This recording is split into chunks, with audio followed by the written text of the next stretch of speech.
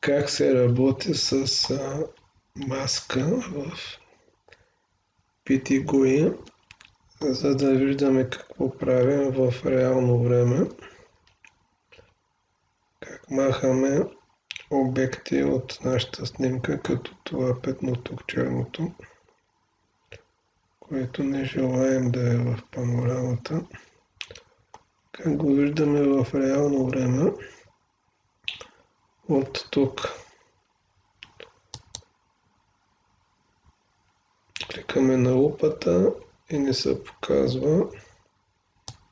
Ето го. Така може да движим.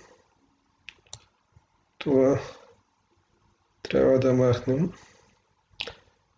Идваме за целта в тази снимка. Тук сме на маски в ляво. Идваме на снимката, където е въпросното петно. Ето го тук. Това петно. Виждате в ляво, когато движа, тук вдясно има едно черно хиксче, което ни се показва на точното място. В левия прозорец движа и в същото време се показва в десния прозорец на това място. Сега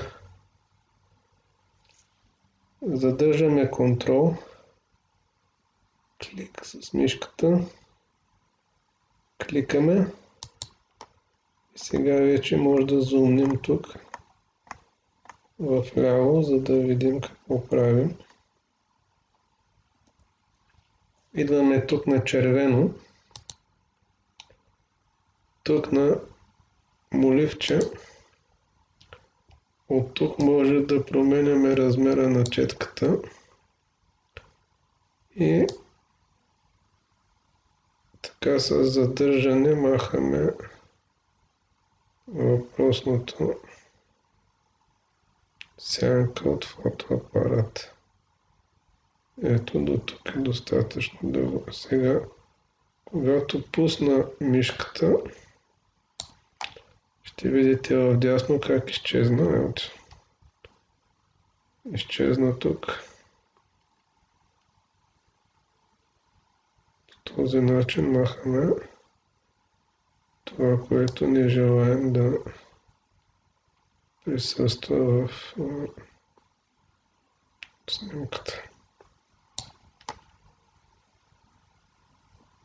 Ето по този начин направихме и тук имаше малко разминаване в текстурата долу. Ето по този начин направяме.